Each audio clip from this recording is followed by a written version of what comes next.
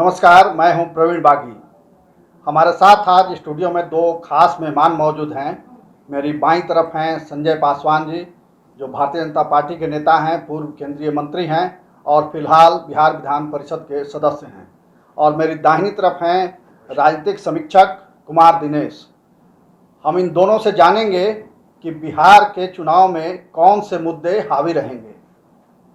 बुद्धिजीवियों का एक वर्ग ये मानता है कि आप चाहे कुछ भी कर लीजिए, मगर बिहार का वोटिंग जो है वो अंततः जाति के आधार पर ही होता है। मतदाता जातियों के आधार पर वोट करते हैं, जबकि महागठबंधन और एनडीए दोनों इस बात का दावा कर रहे हैं कि विकास के आधार पर वोट होगा। एनडीए ये कह रहा है कि हमने विकास किया है पिछले 15 सालों में और उसी के आधार पर जनता हमें फिर से कुर्सी सौंपेगी। दूसरी ओर महागठबंधन ये कह रहा है कि विकास में ये सरकार फेल रही है, इसलिए जनता हमें मौका देगी। सच क्या है, जनता क्या चाह रही है, इस पर हम दोनों लोगों की राय जानेंगे। संजय पासवान जी, सबसे पहले आपसे जानना चाहेंगे कि क्या जनता किस आधार पर वोट करेगी और इस चुनाव में मुद्दे क्या हैं? देखिए, आपने कहा कि अंततः जाति पे चुनाव होना है। मैं इस बात का मैं खंडन करता हूँ जी। देखिए, सबसे कम जातिवाद का असर अगर है तो बिहार में है। उस पर हम अलग से कभी डिस्कस करेंगे। हम सब बिहार बदनाम इस मामले में है और बिहार ने चूंकि जाति के आधार पे, धर्म के आधार पे, क्षेत्र के आधार पे, भाषा के आधार पे न्याय करने का प्रयास किया है, इसलिए तो दिखाई पड़ता है कि सब जातिवाद यहाँ पे विजिबल है। ऐसा है नहीं। दूसरी बात, आपने कहा कि जो जातिवाद का, ठीक है, एक ग्रुपिंग है, इसमें कोई शक नहीं है। तो वो ग्रुपिंग जाति के आधार पर नहीं है। ग्रुपिंग निश्चित तौर से जाति के आधार पर ही है। और इस देश में ऐसा कोई स्टेट ऐसा नहीं है जहां जाति के आधार पर ग्रुपिंग नहीं है। दलों का समर्थन जाति के आधार पर है जी। वो थोड़ा बहुत ब्रेक किया अगर किसी ने है तो भारतीय जनता पार्टी ने ही थोड़ा बहुत ब्रेक किया है कि जाति से उठ के धर्म पे आए कम से कम, और एक पूरे हिंदू समाज पे आए, सनातन धर्म पे आए, ये बात है।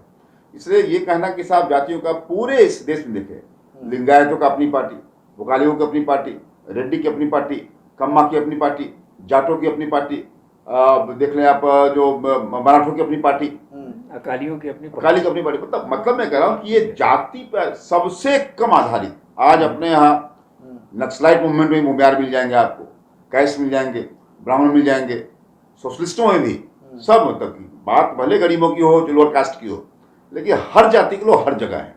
ये अलग बात है कि कहीं किसी पार्टी में कोई जाति अधिक है, कोई कम है, तो ये कहने का, इसलिए ये बीजेपी एक पार्टी है जहाँ पे हर जाति के लोग हैं। तो यानी आप इसको खारिज कर रहे हैं कि जाति के आधार पर वोटिंग नहीं होती? नहीं, मैं खारिज करता हूँ जी। कुमार दिनेश, आपकी क्या राय है? जातीय आधार पर वोटिंग होती है या फिर मतदाता को देख करके लोग वोट करते हैं या विकास के नाम पर वोट करते हैं? मुझे लगता है कि बागी जी, आपने जो दोनों बातें कही हैं, दोनों बातों में अर्ध सत्य है। जाति भी प्रभावित करती है और विकास भी प्रभावित करता है।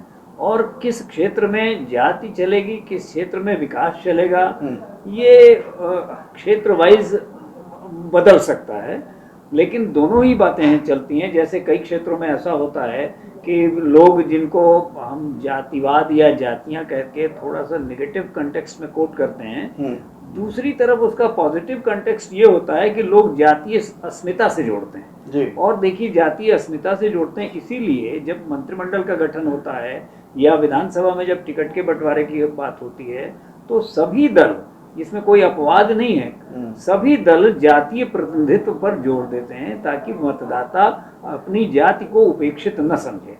अर्थात आपके जो कहने का है कि जाति या विकास, तो मैं ये कह रहा हूँ नहीं, दोनों। और व्यावहारिक राजनीति में दोनों ही चल रहा है। नीतीश जी भी और या तेजस्वी जी की पार्टी है, वो भी, या सभी पार्टियां कमोबेश, जैसे अभी संजय जी ने कहा कि हमारे यहाँ जातिवाद नहीं है या ऐसा नहीं, सभी कमोबेश सभी जगह इस तरह की बातें हैं। तो दोनों फैक्टर प्रभावित करते हैं। किसी क्षेत्र में कोई फैक्टर ज़्यादा होता है, कोई कम होता है। तो मुझे लगता है कि जाति और विकास दोनों ही भारतीय राजनीति के संचालक तत्व हैं और वो कभी किसी कालखंड में कोई चीज़ ज़्यादा हावी हो जाती है, कोई भी कम। अब जैसे देखिए, जो इस देश में जो बड़े परिवर्तन हुए 1977 के, उसमें तो कोई जाति नहीं काम कर रही थी। कहीं जाति फैक्टर नहीं था। 1980 में जब इंदिरा गांधी की वापसी होती तब भी जाति नहीं चली, और इवन 2014 में जो नरेंद्र मोदी जी की जो छवि बन करके देश में एक नए नायक के रूप में उभरती है, तो उसमें भी मुझे लगता है कि जातियां सबसे कम प्रभावित करती हैं। मगर जो ये राष्ट्रीय दल चाहते हैं कि मुद्दों के आधार पर वोट हो, बिल्कुल, मगर जो क्षेत्रीय दल हैं, छोटी छोटी पार्टियां हैं जो राज्यों में सीमित हैं, वो तो चाहती हैं कि जाति के आधार पर वोट हो ताकि उनको ज्यादा से ज्यादा सीटें मिल सकें, जातियां एक गठबंधन करके सीट पा सकें। वो मतलब उनके चाहने से क्या होता है, जैसे देश में ऐसी भी पार्टी है, मायावती जी की पार्टी, उन्होंने, मायावती जी ने खुद कहा कि मैं तो देश में अस्थिर और कमजोर सरकार चाहती हूँ। यह तो राजनीति में अब निजी स्वार्थ या दलीय स्वार्थ को स्वीकार करने की पराकाष्ठा है। तो उनके चाहने से क्या होता है, अंततः तो मालिक जनता है, वो तय करेगी कि विकास के मुद्दे पर हमें वोट देना है कि जाति के मुद्दे पर देना है। और मुझे लगता है कि अभी का जो समाज है उसमें जातियां अभी बैकसीट पर हैं। वो एक रिप्रेजेंटेशन और जुड़ाव के स्तर पर भले हैं, लेकिन वो मतलब वो संचालक या गाइडिंग प्रभावी करने वाला फोर्स जाति इस समय नहीं है। जातियां हैं, उनसे इनकार नहीं किया जा सकता। विकास निश्चित रूप से बड़ा मुद्दा है। और दूसरी बात यह है कि विकास के बाद, अब जब आप कह रहे हैं कि विपक्ष का ये कहना है, तो अगर आप दूसरी बात करेंगे तो मैं उस पर बात करूंगा, लौटता हूँ उस पर। अच्छा संजय जी, आप जन आंदोलनों से जुड़े रहे हैं और सामाजिक गतिविधियों में भी काफी शामिल रहे हैं। जनता वोट देते समय किस बात को सोचती है? जो वोटर है वो क्या सोच करके वोट करता है? देखिए, एक्चुअली बता दें तो जनता जब मतदाता के रूप में सोचता है तो कई चीजों को देखता है। वो एक तो अपने आप को कनेक्ट करता है पहले वो। एक होता क्या है कई बार कि अब अगर बिहार से कोई पीएम बनना है तो बिहार की सब जाति के लोग एक हो जाते हैं, अरे ये आदमी पीएम बनने के लिए खड़ा है। बिहार के किसी जिले से कोई सीएम के कैंडिडेट बराबर है तो जिला के सब लोग एक हो जाते हैं। क्या कि इंस्टेंट मुद्दा क्या होता है उस पर डिपेंड करता है। और कनेक्ट, अब कनेक्ट हो, आप फिजिकल कनेक्ट हो, कास्ट कनेक्ट हो, लैंग्वेज का कनेक्ट हो, स्टेटस कनेक्ट हो, तो एक कनेक्ट करता है। जैसे कि अब लालू यादव में हम कुछ भी कह लें, जो विरोध करें बाकी बात है, लेकिन पब्लिक से जो कनेक्ट होने का उनका जो स्पीच का स्टाइल, उनका भाषण का है, वो अद्भुत है देश दुनिया में। दूसरा मैं कहता हूँ कि नीतीश जी की जो क्लैरिटी है, स्पष्ट सोच और चीजों को जिस तरह से समझदारी इनकी है। वो लोग कहते हैं साहब अगर नीतीश जी कुछ कह रहे अगर हैं तो उसमें कुछ बात है, कोई लोग को बात है, ऐसे इनको अचानक नहीं कहा जा रहा है। तो एक इन्होंने कनेक्ट किया अपने आप को एक थिंकर्स के रूप में, एक बड़ा स्ट्रेटजिस्ट के रूप में। मगर नीतीश जी की तो आप आलोचना किया करते थे कुछ दिन पहले तक। ऐसा है कि हम सब लोग आलोचना नहीं, जिसे समीक्षा कर रहे हैं दिनेश जी, तो हम सब लोग भी एक समीक्षा, अभी साल भर पहले, अभी चुनावी साल मैंने नहीं किया है, तो साल भर पहले मैंने उनके बारे में अपनी कुछ कमेंट किए थे और मैंने कहा था उनके बारे में, लेकिन बाद में उसको लोग पॉलिटिकली लोगों ने कर दिया है, लेकिन हम उस बात को नहीं। लेकिन अब जब युद्ध के जंग के मैदान में हम लोग हैं तो हमारा जो कमांडर है उस कमांडर पे हम लोग पूरा अपनी ताकत लगाए हुए हैं। वही कमांडर रण जीतेगा, वही जंग जीतेगा और इस बिहार का मुखिया होगा। मतलब मैं कह रहा हूँ कि कुछ तात्कालिक मुद्दे होते हैं जिन कारणों से ये होता है। अभी हम लोग हैं तो एक आदमी अपने आप को कनेक्ट कैसे करता है इस बात पर डिपेंड करता है। वो कनेक्ट में जाति भी एक फैक्टर है, इसमें कोई शक नहीं। ठीक है दिनेश जी, जाति भी एक फैक्टर है, क्योंकि आप मान ली इस देश में जाति यथार्थ है, जातिवाद व्यर्थ है, फिर भी हिंदू समर्थ है। इस जातिवाद पे कितने हमले हुए आप देख रहे हैं। आप बुद्धा ने हमला किया, महावीर जैन ने हमला किया, पेरियार ने हमला किया, अम्बेडकर ने हमला किया, लोहिया ने हमला किया, आज वामपंथियों ने हमला किया, लेकिन ये मिट रही है क्या? इसलिए मैं तो मानता हूं कि जाति के अवधारणा को या जाति को के संस्थान को हम लोग को पुनः अवलोकित करना चाहिए, रिविजिट और रिव्यू करना चाहिए। आखिर कौन सी ऐसी बात है जो जाति का संस्थान टूट नहीं रहा है। इसलिए एक फैक्टर है, लेकिन ग्रेजुअली ढीला हो रहा है।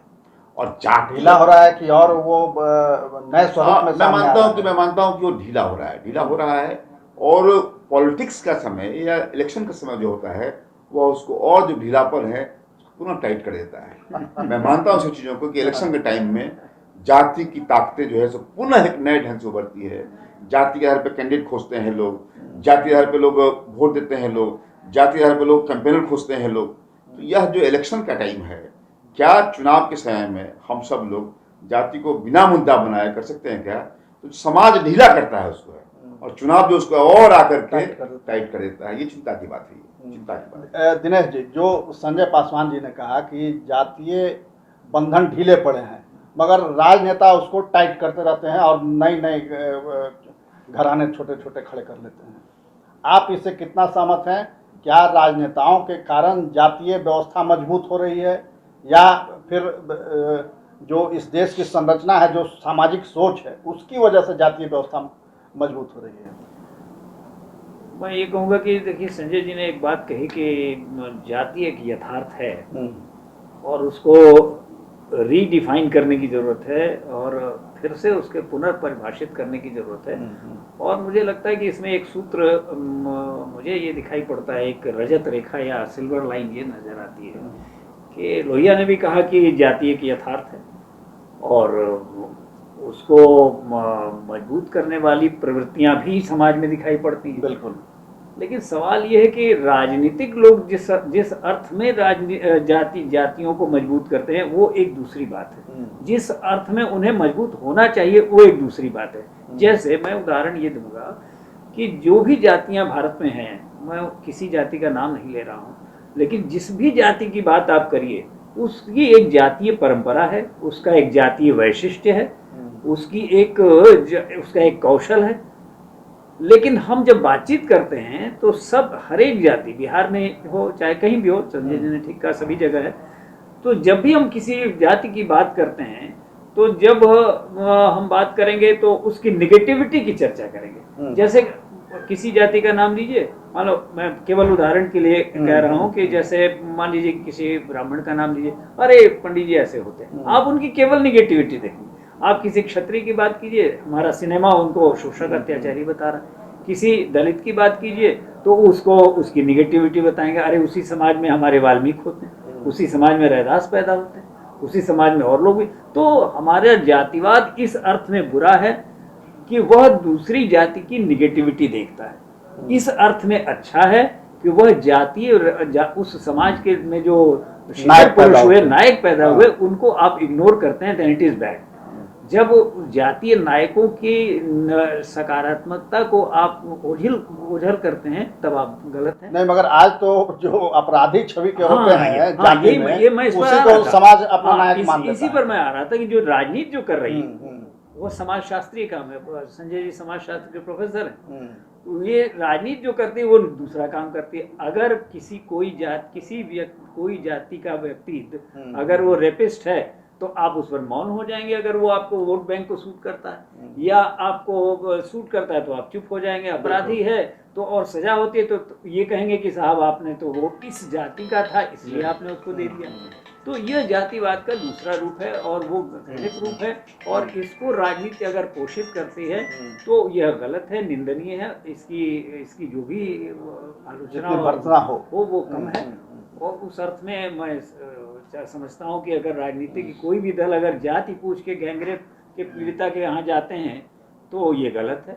जी। एक समय था संजय जी की जब कांग्रेस का शासन था, तो उस समय जनसंघ और बीजेपी का डर दिखा करके मुसलमानों का वोट लेने की कोशिश होती थी। आज बिहार में आप लोग लालू का डर दिखा करके ऊंची जातियों का वोट लेने की कोशिश में लगे रहते हैं। तो लालू यादव को सत्ता से हटे 15 साल हो गए, 15 साल से ज़्यादा ही होने जा रहे हैं।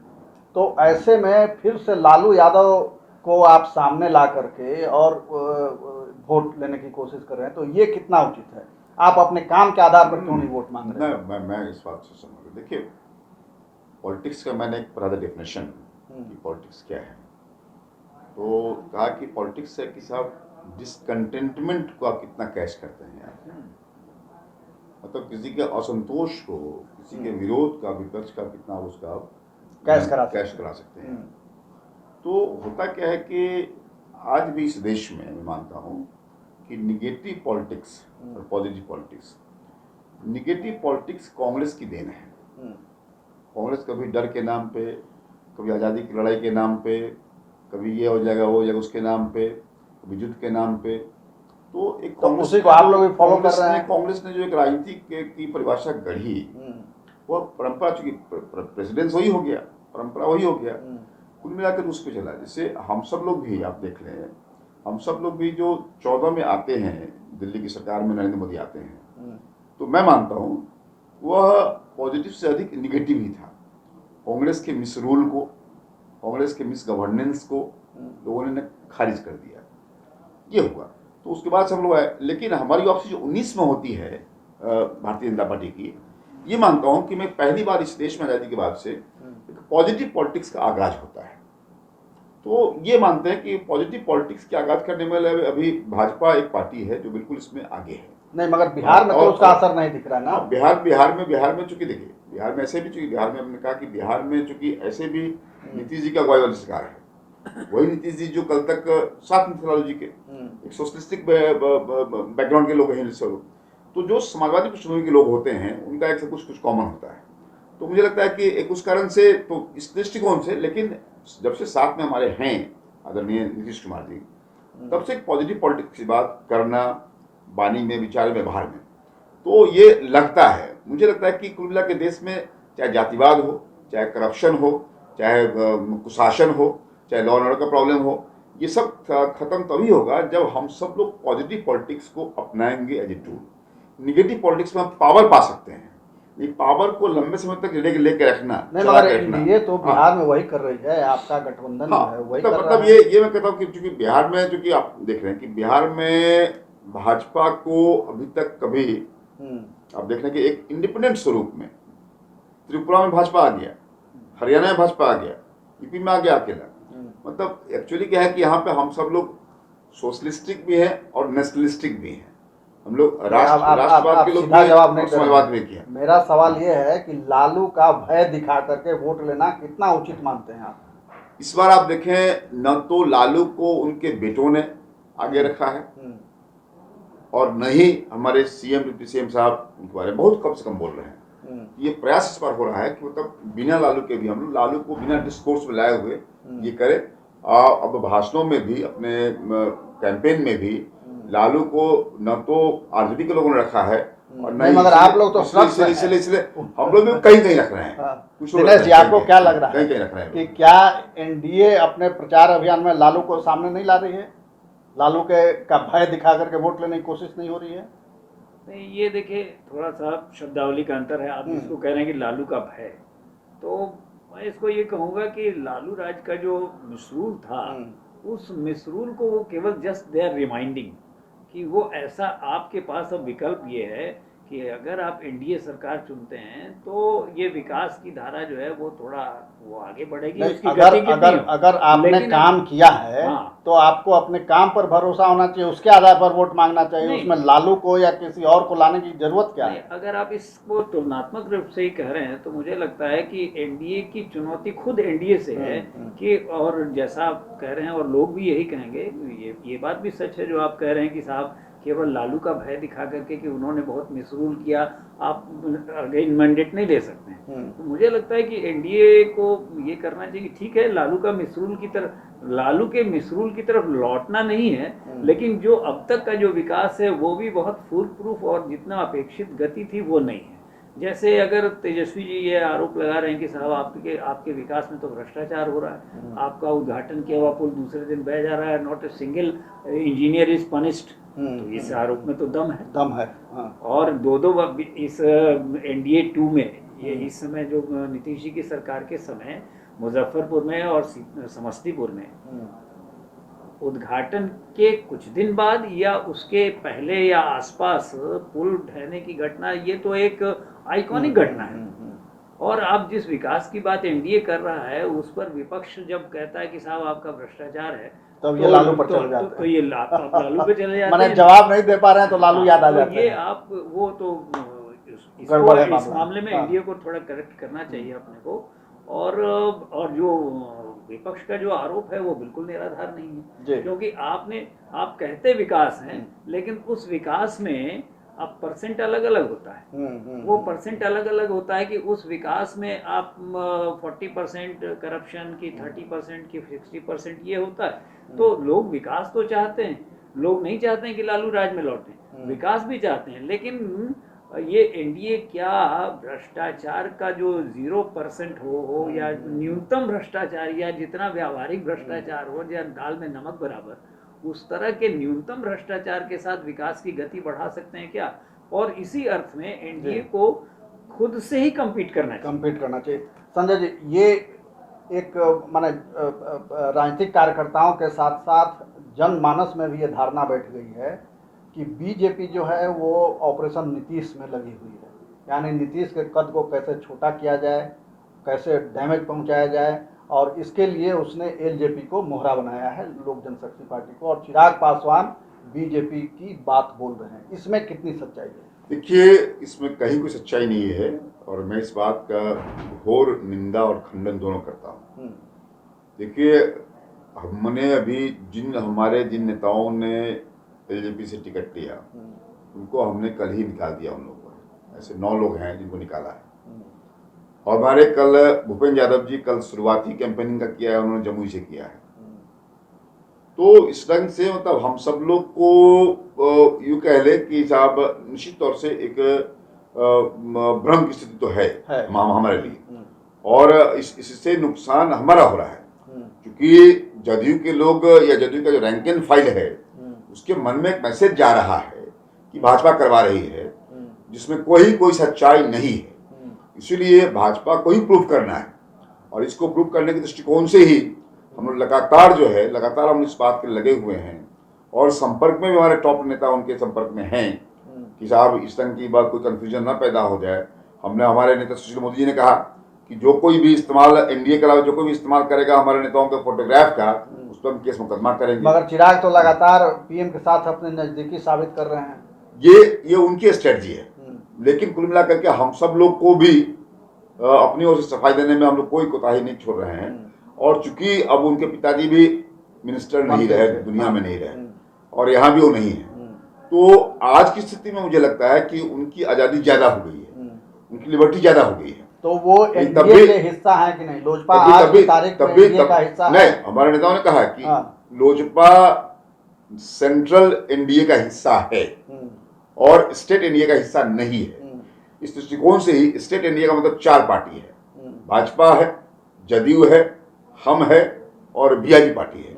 ये स्पष्ट हमारे नेताओं ने कहा, हम भी कह रहे हैं।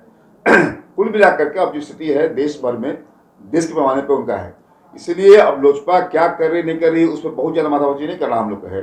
हम लोग चुनाव के मैदान के बीच में आ गए हैं, हमें ये लेकिन अपनी ओर से हम लोग कोई गलती नहीं कर रहे हैं। कुमार दिनेश जी, जो ये कह रहे हैं कि ये मैसेज है कि लोजपा और भाजपा में कहीं ना कहीं मिली भगत है, और क्या दूसरी ओर ये संभव है कि एक ही पार्टी दिल्ली में गठबंधन में आपके शामिल रहे और बिहार में आके विपक्ष में रहे?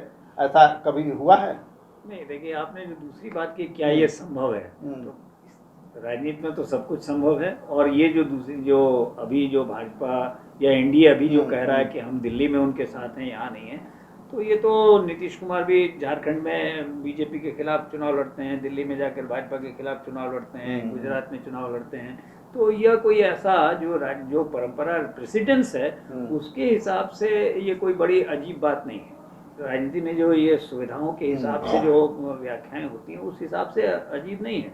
लेकिन अब जो आप ये कह रहे हैं कि पब्लिक परसेप्शन और संजय जी कह रहे हैं कि पार्टी परसेप्शन, तो इन दोनों में गैप तो है कि पब्लिक परसेप्शन ये है कि भाई 2 सांसद या 2 सांसद, 2 एमपी एमएलए, 4 एमपी एमएलए हैं और 2 एमपी वाली पार्टी चिराग पासवान जी की है, और वो अगर कह रहे हैं कि हम नीतीश जी के खिलाफ हैं, भाजपा के खिलाफ नहीं हैं, भाजपा के खिलाफ कैंडिडेट नहीं दे रहे हैं, तो जनता अपनी धारणा बनाने के लिए स्वतंत्र है और वो धारणा बन रही है। नहीं, आपको क्या लगता है कि कोई 60 इनमें नहीं है भीतर? अब इसको 60 शब्द कहना या भीतर की दोस्ती, अंदर खाने 60 कहिए, भाई शब्दों का चयन है। आप 60 कह सकते हैं, भाजपा के लोग कहेंगे कि ये अंडरस्टैंडिंग है, कोई कुछ कहेगा, लेकिन जो चीजें साफ दिख रही हैं कि भाई एलजेपी की तरफ से तो कोई भ्रम नहीं है कि उसने तो साफ कह दे कि भाई भाजपा को हमने नहीं छोड़ा, उन्होंने तलाक दे दिया हो तो अलग बात है, हमने नहीं छोड़ा है, हम केंद्र में उनके साथ हैं, हमने भाजपा को नहीं छोड़ा है, प्रधानमंत्री जी पे आस्था व्यक्त कर रहे हैं। तो अब जनता क्या अर्थ निकालती है ये तो नहीं तो एक नया मालिक शब्द, है। एक नया शब्द आया है, लिव इन रिलेशन। लिविंग तो रिलेशन। क्या इन दोनों पार्टियों का लिव इन रिलेशन है? ये तो जिसे वही- सामाजिक मान्यता नहीं है मगर रिश्ते हैं। अब सामाजिक मान्यता है कि नहीं, ये तो चुनाव के बाद समझ में आ जाएगा कि भाई जनता मालिक है। जब वही फैसला करती है तो जनता चुनाव में अगर किस तरह से किस ट्रेंड, वोटिंग ट्रेंड क्या होता है, ये जनता तय करेगी जी। तो परसेप्शन तो है जो आप कह रहे हैं। तो ये विभिन्न विषयों पर हमने इन दोनों की राय जानी और कई बातें स्पष्ट हुई कि एक तो कि जैसा कि संजय पासवान जी का मानना है कि कोई रिश्ता नहीं है लोजपा और भाजपा के बीच, मगर ये परसेप्शन है जनता के बीच और खास करके जेडीयू कार्यकर्ताओं के बीच, और उसका घाटा जो है वो भाजपा को उठाना पड़ रहा है। और इसकी सफाई ये कर रहे हैं, कार्यकर्ताओं के बीच मैसेज कर रहे हैं कि हमारा कोई रिश्ता नहीं है, बिहार में कोई गठबंधन नहीं है उनके साथ, लोजपा के साथ। मगर ये बात कितनी जड़ तक जाती है, कितने नीचे तक जाती है और जनता कितना इस पर भरोसा करती है, ये देखने वाली बात होगी। कुमार दिनेश जी भी ये बात स्पष्ट कर रहे हैं कि बिहार में जो चुनाव होते हैं तो वोटर कई चीज़ों को ध्यान में रखकर वोट करता है। उसमें जाति भी है, विकास भी है और क्षेत्र का जो कल्याण का एक है कि कैसे कल्याण होगा, किसके पास विजन है, उसको भी ध्यान में रखती है। मगर ये दुखद है कि आज हम अपने नायक के रूप में किसी अपराधी को मानते हैं, जो जातीय अपराधी है, वो किसी खास जाति का है, कोई अपराधी है, तो नौजवान जो है उसके पीछे दीवाने होकर के घूमते हैं। ये बिहार के विकास में सबसे बड़ी बाधा है। और जब तक हम जातीय आधार से ऊपर उठकर सिर्फ विकास के नाम पर वोट नहीं करेंगे, ये नहीं देखेंगे कि हम जिसे वोट देने जा रहे हैं वो हमारा विकास, हमारे क्षेत्र का विकास करने के लायक है कि नहीं, कोई विजन है कि नहीं, कोई दृष्टि है कि नहीं और उसकी सोच क्या है, तो हम उम्मीद करते हैं कि इस चुनाव में वोटर जो हैं वो किसी बंधन में नहीं आएंगे, किसी प्रलोभन में नहीं आएंगे और इन सब से ऊपर उठकर सिर्फ बिहार के विकास के लिए वोट करेंगे। तभी हम सम्मान के साथ जीवन जी सकते हैं और हमारा प्रदेश आगे बढ़ सकता है। इसी के साथ हम अपनी बातचीत समाप्त करते हैं और बहुत जल्द फिर आपसे मिलेंगे। आप दोनों का बहुत बहुत धन्यवाद। नमस्कार।